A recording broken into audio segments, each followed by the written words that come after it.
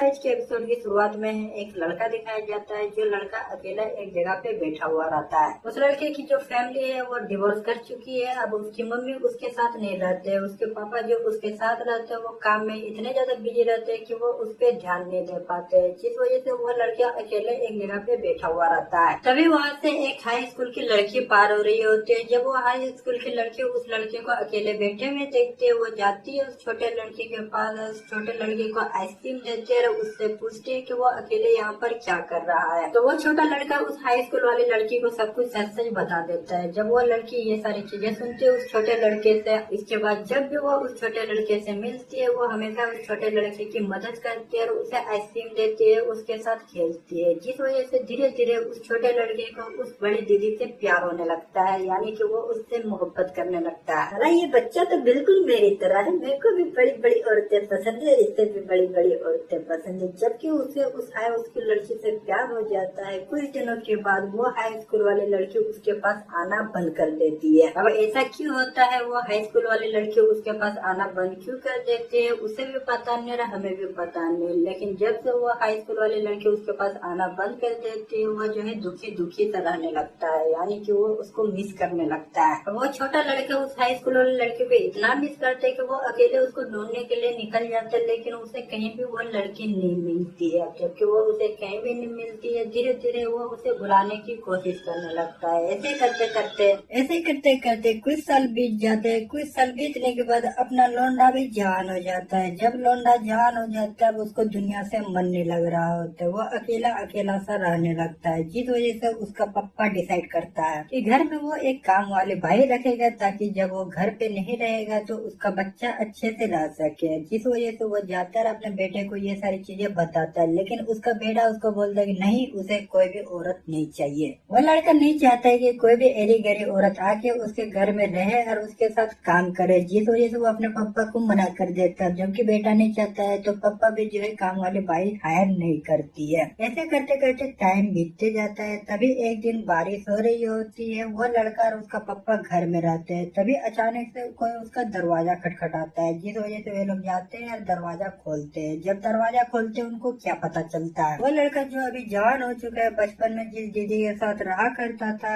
जिसके साथ वो समय बिताया करता था, वह दीदी फिर से वापस आ चुकी है। लेकिन अब वो दीदी नहीं रही है। उस दीदी के पास घर नहीं है, उसकी बहन के पास घर नहीं है। एंड फाइनली हमें इस लड़के का नाम बताया जाता है, यानी कि हमारे इस सीरीज के हीरो का नाम है उबिन। उबिन के साथ जो वो बड़ी दीदी है, उस बड़ी दीदी का नाम है सोही, और उसके साथ जो उसकी छोटी बहन है, उसकी छोटी बहन का नाम है जूही। जूही और सोही के पास रहने के लिए कोई भी जगह नहीं रहता है, जिस वजह से वे लोग उबिन के घर जाते हैं। उबिन के घर जाने के बाद वो उसके डैड से रिक्वेस्ट करते हैं कि कुछ दिनों के लिए वे लोग जो है उनको घर में रहने दें। और उबिन के जो पापा है वो इस बात को नहीं मानते हुए जो है उनको रहने से इनकार कर देते हैं। उबिन को जब इस बात का पता चलता है वो जाता है अपने पापा के पास और अपने पापा से रिक्वेस्ट करता है कि वो जो है सोही नूना को अपने घर में रहने देना चाहता है। वो चाहता है कि उसकी जो नूना है वो उसी के घर में रहे, यानी कि उबिन अपने पापा से रिक्वेस्ट करता है कि वो सोही और जूही को जब तक ले उनको कोई भी ठिकाना नहीं मिल जाता, रहने के लिए जगह नहीं मिल जाता है, उनको जो है उन्हीं के घर में रहने दे। अब जबकि इतना ज्यादा रिक्वेस्ट करता है उबिन, उसके पापा मान जाते हैं। लेकिन उबिन के पापा उबिन के सामने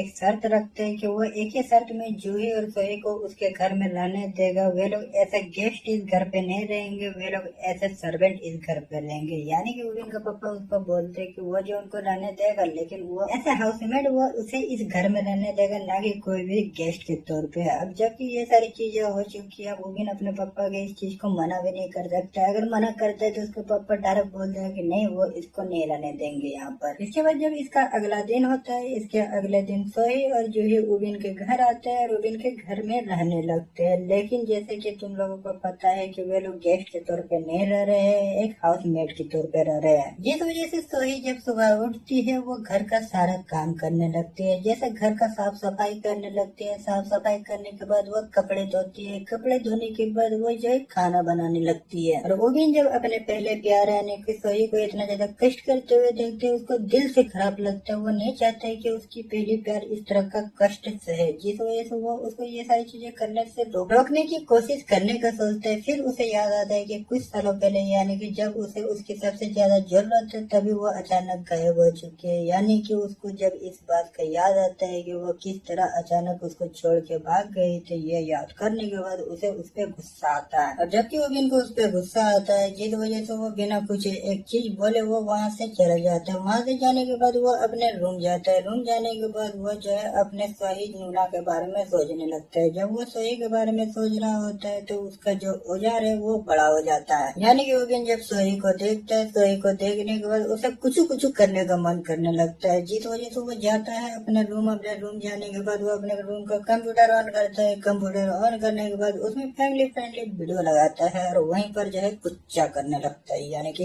हिलाने लगता है। ये सब तो ठीक था लोंडा, लेकिन हद तब हो जाती है जब हमें पता चलता है कि सोही की जो छोटी बहन है यानी कि जूही, जूही को बचपन से ओबिन पसंद रहता है, जिस वजह से जब ओबिन उसके रूम में नहीं रहता वो चुपके से जो है ओबिन के रूम में घुस जाती है। जैसे ही जूही उसके रूम में घुसती है अचानक से ओबिन अपने रूम में आ जाता है, जिस वजह से जूही जो है वहीं टेबल के नीचे छिप जाती है। जब वो छिपी हुई रहती है तभी ओबिन आता है और वहीं पर हिलाना शुरू कर देता है, यानी कि वो जो है वहीं पर अपना कांड करने लगता है। ये सारी चीजें जूही देख लेती है। जैसे कि मैंने तुम लोगों को बताया था बचपन से जूही को ओबिन पसंद रहता है, जबकि उसे ओबिन पसंद रहता है, जिस वजह से वो उसको ये सारी चीजें करते हुए जब देखते हो उसको भी बहुत ज्यादा मजा लगता है, जिस वजह से जूही जो ओबिन के साथ करती है भाई साहब देखने में मजा ही आ जाता है। हमें दिखाया जाता है ओबिन आराम से हिलाता है, हिलाने के बाद वो जाता है अपने बिस्तर पर, वहीं पर सो जाता है। जब ओबिन सो जाता है अपनी सोही की छुटकी बहनियां यानी कि जूही जहाँ टेबल के नीचे छिपी हुई रहती है उसके सोते ही वो बाहर निकलती है। बाहर निकलने के बाद वो जब ओबिन को देखती है उसके अंदर की जो खलबली है वो मचने लगती है। साथ ही साथ जूही जब ओबिन का औजार देखती है उससे रहा नहीं जा रहा होता है। उसका जो अंदर का दिमाग होता है, उसका अंदर का शैतान होता है, उसको बोलता है जाओ अभी के अभी जाके ओबिन के औजार के साथ खेलो। और ये जो दिमाग है ना वो बहुत ही खराब होता है। इस दिमाग की बात मान के जूही जो है धीरे धीरे करके ओबिन के नजदीक जाने लगती है। उसके नजदीक जाते जाते उसके औजार के पास पहुंच ही जाती है। एंड जूही के ओबिन के औजार के साथ कुछ करने से पहले उसकी दीदी यानी कि सोही उसको बुलाने लगती है, जिस वजह से वो जल्दी जल्दी दौड़े दौड़े वहाँ से जाती है अपने दीदी के पास। जबकि जूही दौड़े दौड़े जाती है सोही के पास, उसका दिल जोरों जोरों से धड़कने लगता है, यानी कि वो हाफने लगती है। और जब सोही उसको हाफते हुए देखती है वो उसको बोलती है कहीं तुमने कुछ गलत तो काम नहीं किया, तुम इतनी ज्यादा हाफ क्यों रही हो। और जूही जब अपनी बड़ी बहन यानी कि सोही से यह सुनती है, यह सुनने के बाद उसका दिल और ज्यादा घबरा जाता है, वो और ज्यादा हाफने लगती है। वो करे तो करे क्या, वो सच बता दे, अपनी बहनिया को बता दे कि वो ओबिन के रूम जाके उसके साथ गंदी गंदी चीजें करने की सोच रही थी। अब जूही अपनी दीदी को ये साफ साफ बता तो सकती नहीं है, इतनी गंदी गंदी चीजें उसे बोल दे सकती नहीं, जिस वजह से वो बहाना बनाते हुए अपनी दीदी को बताती है कि ओबिन का रूम कुछ ज्यादा ही गंदा था और गंदा था, जिस वजह से वो साफ करने लगी। और साफ करते हुए वो थक गई है, जिस वजह से वो हाफने लगी। इस बार तो सोही अपनी छोटी बहन यानी कि जूही की बातों पे विश्वास कर लेती है। वो उसके बातों पे विश्वास करते हुए अपनी छोटी बहनिया को समझाते है देखो मैं इस बार तुम पे विश्वास कर लेती हूँ, लेकिन अगली बार से इस तरह की चीजें मत करना, वो तुम ज्यादा ओबिन के साथ घुलो मिलो मत। तो ये जूही को ये सब बोलने के बाद वो अपने काम में लग जाती है और वो जो है घर का काम करने लगती है। इधर सोही तो अपना काम करने लग जाती है, लेकिन जूही के पास कोई भी काम नहीं रहता है, जिस वजह से वो फिर से जो है ओबिन के उस औजार के बारे में सोचने लगती है। जिस वजह से जूही परेशान हो जाता है, अब उसको समझ में नहीं आ रहा होता है वो करे तो करे क्या, जिस वजह से वो अपनी कपड़े उतारती है और वो जाती है बाथरूम नहाने के लिए। इधर तो वो बाथरूम चली जाती है नहाने के लिए और इधर ओबिन का नींद खुल जाता है। जैसे उसका नींद खुलता है उसको भी नहाने का मन करने लगता है, जबकि उसको भी नहाने का मन करने लगता है वो भी चला जाता है बाथरूम नहाने के लिए। और ओबिन उसी बाथरूम में नहाने के लिए चला जाता है जिस बाथरूम में जूही गई हुई रहती है नहाने के लिए। और उसे पता नहीं कि जूही वहाँ पर नहा रही है और वो डायरेक्ट जाता है उस बाथरूम में और वो भी अपने कपड़े खोलता है और वहाँ पर नहाना स्टार्ट कर देता है। ओबिन जैसे ही नहाना स्टार्ट करता है वैसे उसे पता चलता है कि वो जिस बाथरूम में नहा रहा है उस बाथरूम में जूही भी नहा रही है। जैसे वो जूही को देखता है वो वहाँ से भागने की कोशिश करता है, लेकिन तभी जूही जाती है और उसे अपने हाथों से पकड़ लेती है। और उसे अपने हाथों से पकड़ने के बाद वो उसे रोकते हुए उसको बोलती है ओबिन कहाँ जा रहे हो, चलो साथ में नहाते। यह सुनते ही ओबिन समझ जाता है कि जूही उसे क्या बोलना चाह रही है। जूही ओबिन का हाथ पकड़ती है, हाथ पकड़ के उसे वहीं पर रोक लेती है। रोकने के बाद वो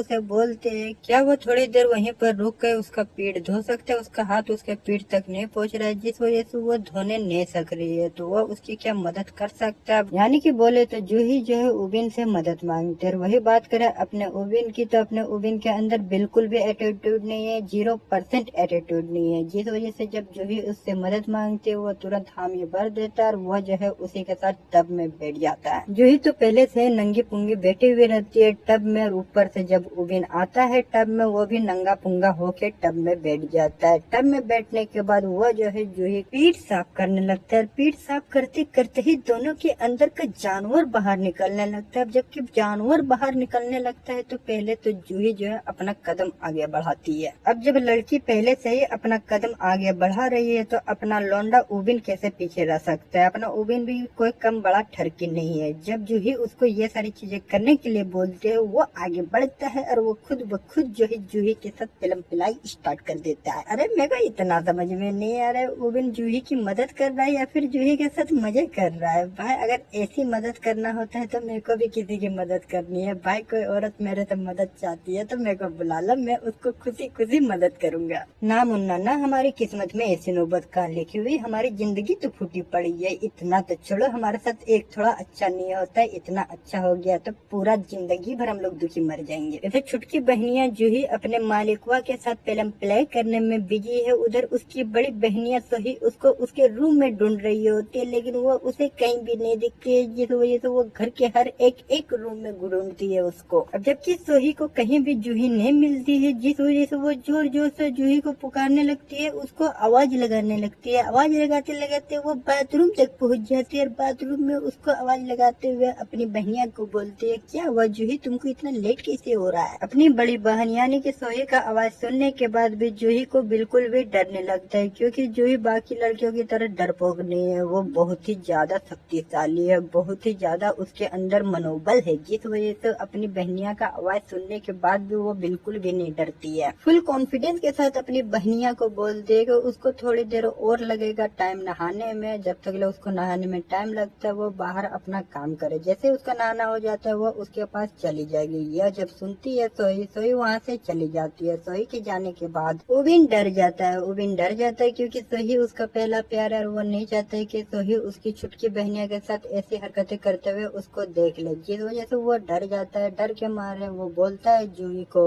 उबिन जूही को बोलता है कि ये सब चीजें यहाँ पर करने में बहुत ज्यादा रिस्क है, जिस वजह से वो और ये सारी चीजें कंटिन्यू नहीं रख पाएगा और वो जो है अपने रूम की तरफ जाने लगता है। तभी फिर से वो जो है उसका हाथ पकड़ लेती है और जूही जो है उबिन को रोक लेते है। वो फिर से उसको रोकते हुए उसको बोलते है कि वो जो है उसको डरने की कोई भी जरूरत नहीं, वो सारी चीजें संभाल लेगी। इसके बाद जो है वो उसके साथ वो सारी चीजें करना स्टार्ट कर देती है। दोस्ती के साथ खेला खेलते हैं। जब उनका खेला खत्म हो जाता है जूही अपनी दीदी यानी कि सोही के पास जाती है। सोही किचन में खाना बना रही होती है, तभी जूही उसके पास जाती है। उसके पास जाने के बाद वो अपनी दीदी को बोलती है, दीदी क्या मैं आपकी मदद कर दूं। इस बात का जवाब देते हुए उसकी दीदी यानी कि सोही जूही से बोलती है कि उसको ये सारी काम करने की कोई भी जरूरत नहीं है, वो सारा काम खुद कर लेगी। वो इतना करे कि वो उबिन के साथ ज्यादा घुले मिले नहीं, क्योंकि वो अब उसका बॉस है। यह बोलने के बाद सोही फिर से जूही को बोलती है कि उसने हमारी बहुत मदद की है, हम जैसे लावारिस इंसान को अपने घर पे रहने के लिए दिया है, तो अच्छा ही होगा कि उसको हम लोग बॉस की तरह ट्रीट करें, उससे इज्जत से बात करें। ओहो सोही, तुम जूही को इतना भी कम मत समझो, तुम इज्जत से बात करने की बात कर रहे हैं, वो इज्जत से उसकी ले रही है, तो तुमको टेंशन लेने की जरूरत नहीं है, वो बहुत ज्यादा इज्जत कर रही है उबिन की। सोही और जूही ये सारी बातें कर ही रहे होते, तभी उबिन नहा धो के वहाँ पर आता है। आते ही वो टेबल पे बैठ जाता है। जैसे वो उबिन टेबल पे बैठता है सोही नाश्ता लेके आती है। सोही उबिन के लिए नाश्ता लगाने के बाद वो उबिन से पूछते है, उबिन क्या तुम नहा के आ रहे हो। तो इस बात का जवाब देते हुए उबिन सोही को बताता है कि हाँ वो नहा के आ रहा है। यह सुनने के बाद सोही उबिन से पूछती है, थोड़ी देर पहले जूही वहाँ पर नहा रही थी, तो तुम कहाँ पर नहा रहे थे, क्या यहाँ पर एक और बाथरूम है। अब ये सुनने के बाद उसकी फट जाती है। अब उबिन की फट जाती है। अब उसको कुछ समझ में नहीं आ रहा होता कि सोही की इस बात का वो क्या जवाब दे। उबिन की तो फटती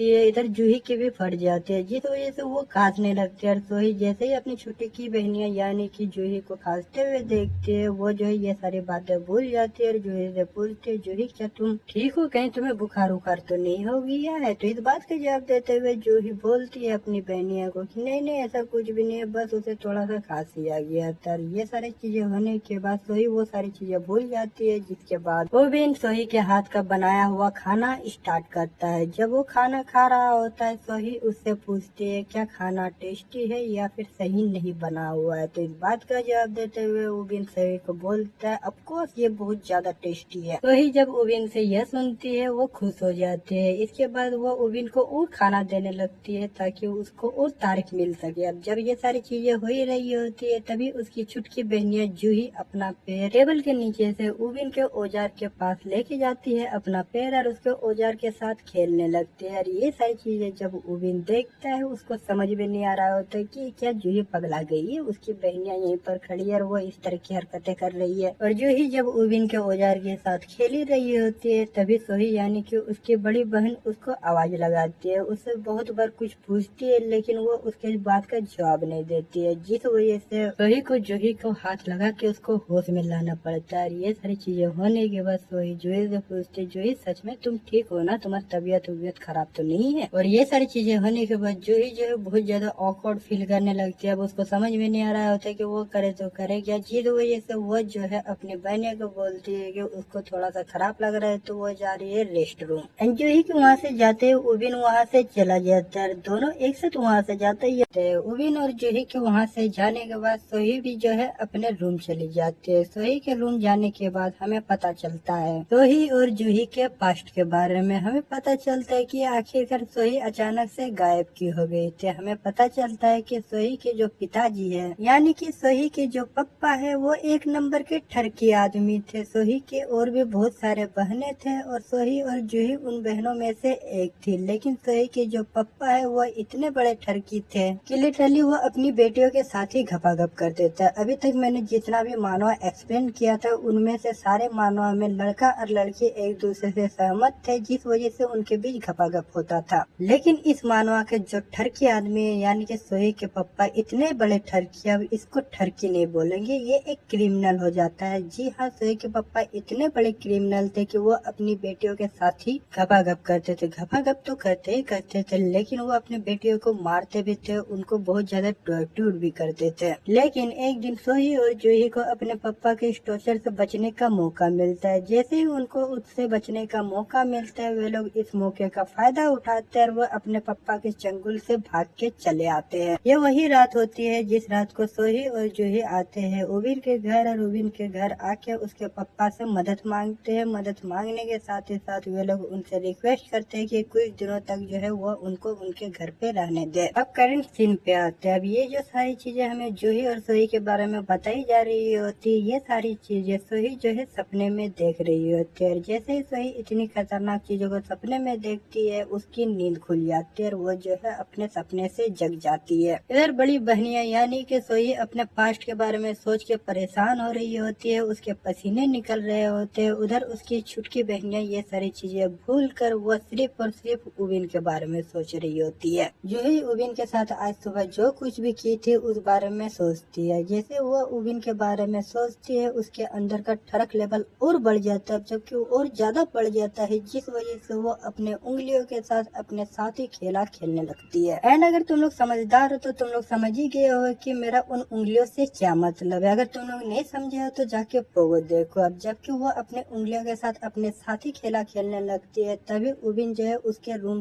के बगल से पार होता है। एंड जूही का जो रूम का दरवाजा है वो खुला रहता है, जिस वजह से उबिन जब उसके रूम के बगल से पार हो रहा होता है वो जो है जूही को अपने साथ ही खेला करते हुए देख लेता है। जबकि वो देख लेता है वो समझ जाता है कि आज जो कुछ भी उनके बीच हुआ है उस वजह से वो इस तरह की चीजें कर रही है। जैसे ही मैंने तुम लोग को पहले बताया था कि अपना उबिन उस तरह का लौंडा नहीं है जो कि इस तरह की चीजें देख के वो अपने आप को शांत करके वो वहाँ पर इग्नोर करके चला जाए। वो जो है एकदम खुल्लम खुल्ला विचार रखने वाला लौंडा है, जिस वजह से उबिन जब जूही को इतना ज्यादा कष्ट से अपने आप ही करते हुए देखता है उसको उसका कष्ट देखा नहीं जाता है, जिस वजह से वो जाता है और वो जो है जूही की मदद करता है उसकी लेने में। तुम लोग को पता है जूही इस तरह की चीजें क्यों कर रही थी, क्योंकि उसको लेना था उबिन का, जबकि उबिन खुद उसको दे रहा है तो वो